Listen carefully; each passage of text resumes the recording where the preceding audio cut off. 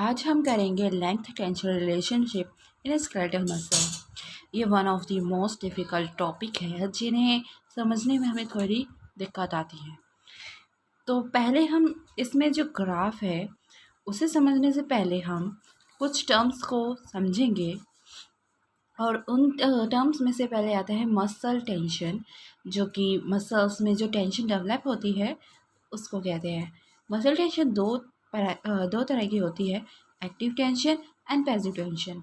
Active tension जो है contractile component की वजह से होती है, जैसे कि एक्टिन एंड मायोसिन, जो कि ये जब क्रॉस ब्रिज फॉर्मेशन करते हैं और एटीपी एनर्जी का जो रिलीज़ होता है यूज़ करते हैं, उस एनर्जी के यूज़ करने की वजह से जो टेंशन डेवलप होती है उसको कहते हैं हम एक्टिव टेंशन, क्योंकि उनकी overlapping of actin and myosin से डेवलप होती है।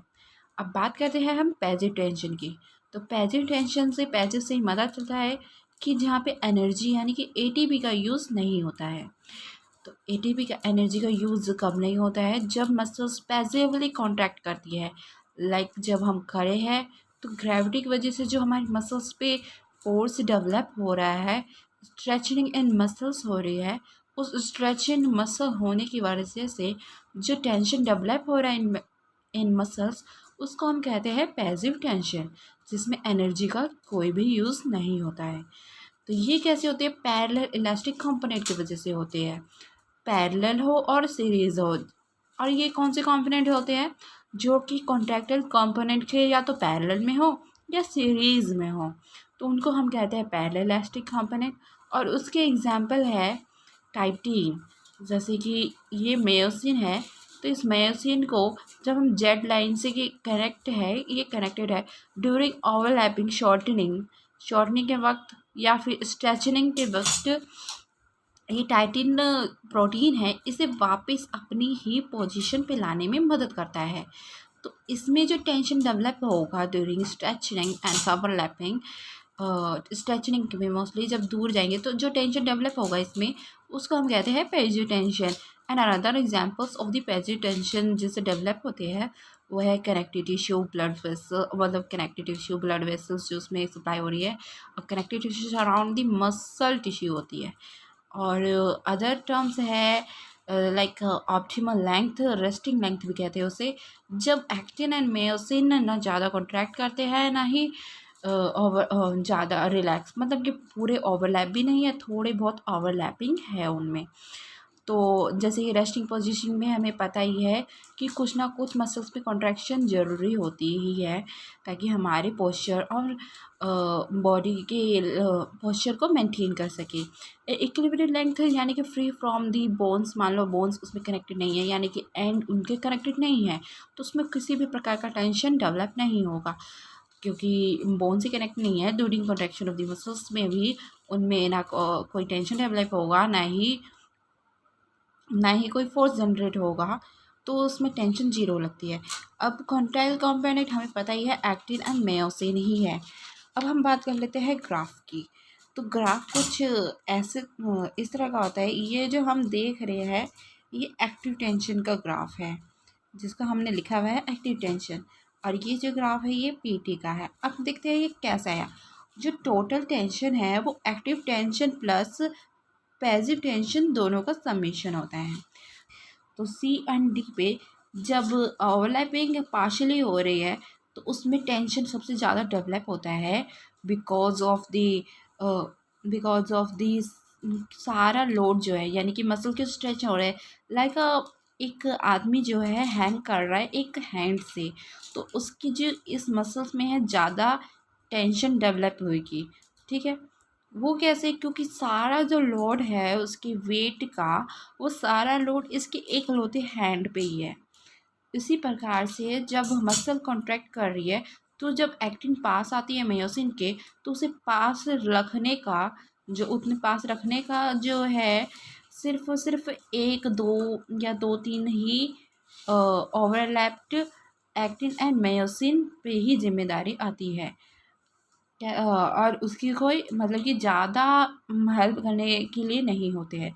इसीलिए एट पोजीशन बी एंड सी, यानी कि एट ऑप्टिमल कॉन्ट्रैक्शन, यानी कि एट ऑप्टिमल ऑप्टिमम लेंथ पे जो टेंशन डेवलप होती है वो मैक्सिमम होती है, क्योंकि कुछ ही मॉलिक्यूल्स जो ओवरलैप करते हैं एक्टिन मायोसिन, उन पे जिम्मेदारी आती है कि सारे के सारे एक्टिन को मायोसिन के पास रख सके। इसीलिए एट सी एंड डी हमारा जो टेंशन डेवलप है वो मैक्सिमम होता है। ठीक है, और अब बात कर लेते हैं एट बी, यानी कि उससे जो सबसे ज़्यादा, उसके बाद जो सबसे ज़्यादा होगा, और इसको भी कहते हैं फुल्ली कॉन्ट्रैक्टेड, यानी कि जब मसल्स पूरी कंट्रैक्ट कर जाती है, जब पूरी कंट्रैक्ट कर जाती है तो बहुत सारे एक्टिन मॉलिक्यूल्स ओवरलैप कर जाते हैं मायोसिन पे, यानी कि अब एक हाथ जब से काम कर रहा था, अब दो दो हाथ काम कर गए, तो जो टेंशन डेवलप होगी वो कम ही होगी, यानी कि सारे के सारे मदद कर रही है, तो ईजिली एक्टिन जो है मायोसिन के पास रहेगा और नियर दी एम लाइन के पास रहेगा, तो उसमें ज़्यादा स्ट्रेचनिंग एंड टेंशन डेवलप नहीं होगी। तो इसीलिए एट बी पोजीशन जो टेंशन हमारा है वो कम रहता है। अब बात कर लेते हैं जब मसल्स कॉन्ट्रैक्ट ही नहीं करती है, तो एट ई, ये जो पॉइंट है ई और E at initial points A and E, जब मसल कॉन्ट्रैक्ट ही नहीं कर रही है, यानी कि नो ओवरलैपिंग, जब ओवरलैपिंग ही नहीं कर रही है तो कोई टेंशन, एक्टिव टेंशन डेवलप ही नहीं होगा। ठीक है, तो एक्टिव टेंशन डेवलप ही नहीं होगा। बट अब मैं बात करते हैं पैसिव टेंशन की। पैसिव टेंशन जैसे कि मैंने बताया टाइटिन मॉलिक्यूल है, जब टाइटिन मॉलिक्यूल जब लेंथ ऑफ मसल हमारा इंक्रीज करेगा, तो फिर उसकी जो टाइटिन मॉलिक्यूल्स है या कनेक्टिव टिश्यू शायद अराउंड दी मसल्स है, वो जो है खिंचाव महसूस करेगी, और उन खिंचाव के कारण कारण जो टेंशन डेवलप होगा उस पैसिव टेंशन कहेंगे। तो यहाँ से हमारा पैसिव टेंशन इंक्रीज होने लगता है, और वो मैक्सिमम होता है जब लेंथ ऑफ मसल्स मैक्सिमम होती है, यानी कि twice of the optimum length. यहाँ पे मसल मान लीजिए हम एल मीटर है, तो यहाँ पे 2L मीटर होगी, यहाँ पे मैक्सिमम लेंथ हो गई है, इससे ज़्यादा होगी तो मसल्स का रप्चर होने का खतरा होता है। तो यहाँ पे जो पैसिव टेंशन, तो हम बात कर रहे थे पैसिव टेंशन की। तो जब लेंथ इंक्रीज होगी तो पैसिव टेंशन डेवलप होगा, और जब लेंथ मैक्सिमम होगी यानी कि 2 ऑफ द ऑप्टिमम लेंथ, तो उस पर पैसिव टेंशन बहुत ज़्यादा होगी। तो जब हम इन दोनों का सबमिशन करेंगे, लाइक ये मतलब कि ये passive tension and the active tension, तो टोटल टेंशन जो है ज़्यादा होगा। उसी तरह से हर पॉइंट पे सबमिशन करते हुए, तो ये हमारा टोटल टेंशन का ये जो ग्राफ आ गया। ठीक है, तो हमने बात कर ही ली थी कि मसल लेंथ जैसे इंक्रीज करेंगे तो पैसिव टेंशन इंक्रीज होगा, और पैसिव टेंशन बात भी कर लिए थे कि दो वजह से होती है, मतलब दो कॉन्ट्रैक्टाइल कंपोनेंट की वजह से होती है, पैरेलल एंड द सीरीज। अब हम बात कर लेते हैं जो मोस्ट कॉमनली क्वेश्चन होता है कि ये जो length tension relation in skeletal muscle है ये आइसोमेट्रिक कैसे होता है। आइसोमेट्रिक इस वजह से होता है जो कि जब हमारी मसल कॉन्ट्रैक्ट करती है, जो सीरीज़ में हमारी कॉन्ट्रैक्ट कंपोनेंट ऐसे है, तो उनके जो सीरीज़ में हमारे जो कंपोनेंट है यानी सीरीज़ इलास्टिक कंपोनेंट है, वो स्ट्रेच कर जाते हैं, तो ताकि वो मेंटेन कर सके या कंपनशेट कर सके कॉन्ट्रैक्शन ऑफ द मसल। इस तरह से जो लेंथ है हमारी वो सेम रहती है। ठीक है, अब हम बात कर लेते हैं कि हमने समझ तो लिया कि कैसे होगा, पर हम बात कर लेते हैं कि क्वेश्चन कैसे करते हैं और उनका फॉर्मेट क्या है। तो मैंने आपके लिए फॉर्मेट बनाया है, तो हम पहले वो भी देख लेंगे। तो आप देख ही सकते हैं कि हम क्वेश्चन कैसे करें। सबसे पहले हमें ओवर लेंथ को डिफ़ाइन करना है, टेंशन को डिफ़ाइन करना है, फिर हम उसका लेवल डायग्राम बनाएंगे और फिर से एक्सप्लेन करेंगे।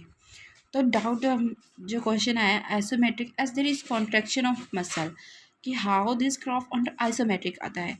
तो हमने इसकी बात कर ली है। जो मसल्स हैं कुछ जो पैरेलल में है स्ट्रेच कर रहे हैं, और कुछ सीरीज़ में, जो सीरीज़ वाले हैं पैरेलल वाले हैं वो कंपनसेट कर देते हैं कॉन्ट्रैक्शन ऑफ द मसल। और एग्जांपल है इस आइसोमेट्रिक का पुशिंग वॉल, और जो कुछ muscles help in maintaining posture against gravity. तो ये कुछ एग्जांपल्स हैं हमारे। अब हमने बताया था कि हम क्वेश्चन को कैसे करें, तो मैंने आपके लिए पूरा फॉर्मेट बनाया है कि हमें ये क्वेश्चन कैसे करना है। तो जब क्वेश्चन आएगा तो उससे पहले हमने कहा था कि सारे चीज़ों को डिफाइन करना है। तो मैंने पहले एक्सप्लेनेशन के लिए आपके लिए लिख दिया है कि कॉन्ट्रैक्टाइल कंपोनेंट क्या होते हैं, जो कि रिप्रेजेंट करते हैं elasticity of thick and thin filament, जो कि हमारे कॉन्ट्रैक्ट करते हैं, तो इनको कॉन्ट्रैक्टाइल कंपोनेंट भी कहते हैं। तो कॉन्ट्रैक्टाइल पहले हम बात कर लेते हैं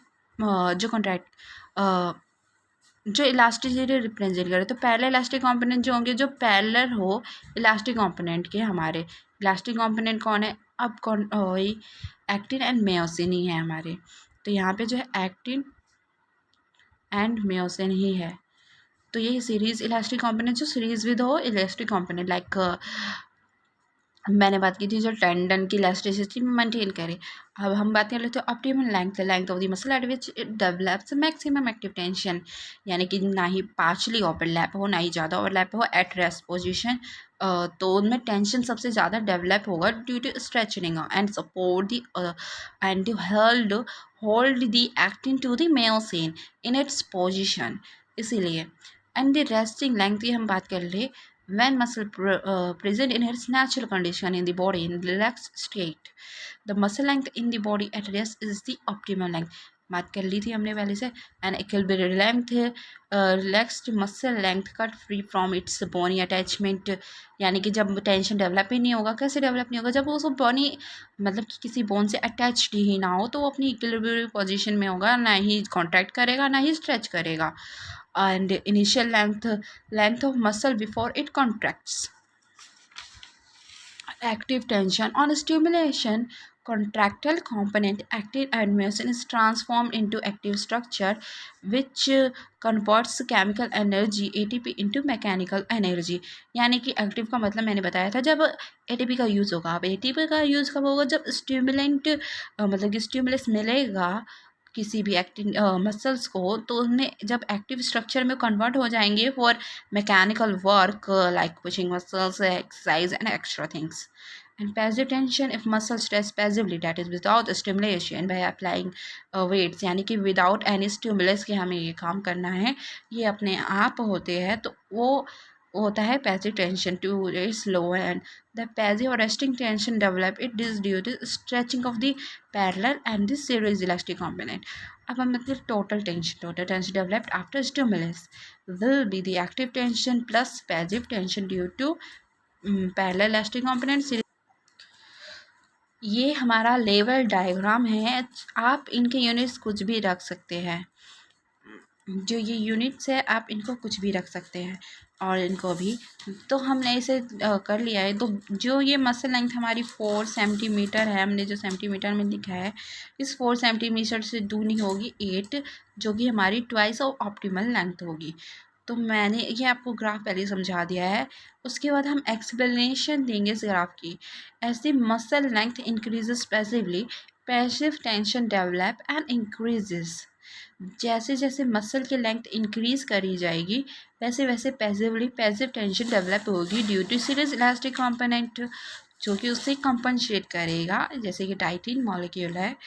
When the increase in muscle length towards the optimum length, then the contractile tissues can no longer contract। जब ऑप्टिमम लेंथ हो की ट्वाइस पे हो जाएगी तो सारे कॉन्ट्रैक्टाइल टिश्यू अब ना ही कॉन्ट्रैक्ट कर सकते हैं ना ही स्ट्रेच कर सकते हैं, मतलब कि कॉन्टैक्ट हो ही नहीं सकते हैं क्योंकि वो बहुत दूर दूर होते हैं। यहाँ पे अगर हमारा जेल लाइन है तो ये एक्टिन है, ये एक्टिन है, ये एक्टिन है, और मायोसिन हमारा बहुत दूर है, यानी कि मसल लेंथ जो है ट्वाइस एल हो गई। तो यहाँ पे हमारा जो है कॉन्ट्रैक्शन होगा ही नहीं। If muscle length increase size equilibrium length rupture of muscle occurs, जो कि अगर मसल की जो एक्चुअल लेंथ है उसके थ्राइस हमने उसका स्ट्रेच किया तो वो उसका रप्चर ऑफ मसल्स हो जाएगा। As active tension when muscle length decreases less than the optimum length and stimulated passive tension fails to develop because there is no stretch on the muscle। जैसे कि हमने कहा जब मसल्स कॉन्ट्रैक्ट करेगी तो उसकी ऑप्टिमल लेंथ से छोटी हो जाएगी, और जब वो छोटी हो जाएगी तो वो छोटी होने के कारण जो उसके पैसिव टेंशन डेवलप ही नहीं होगा, क्योंकि ना ही टाइटिन में ना ही टेंडन के जो सीरीज इलास्टिक कंपोनेंट है एंड पैरेलल इलास्टिक कंपोनेंट है, जो है पैरेलल इलास्टिक कंपोनेंट है, वो कॉन्ट्रैक्ट ही नहीं करेंगे, ना ही स्ट्रेच करेंगे, तो फिर पैसिव टेंशन डेवलप होगा ही नहीं। यानी कि ड्यूरिंग स्टिमुलेशन जब हमारा कॉन्ट्रैक्शन टेक प्लेस हो रहा है तो एक्टिव टेंशन ही डेवलप होगा जब हमारी मसल लेंथ छोटी हो रही है, यानी कि जब डिक्रीज कर रही है तो fails to develop. From the graph it is apparent that the active tension is the maximum on muscle in the optimal length। हमने ये आपको बता दिया है। तो थैंक यू सो मच आपको इस वीडियो को देखने के लिए।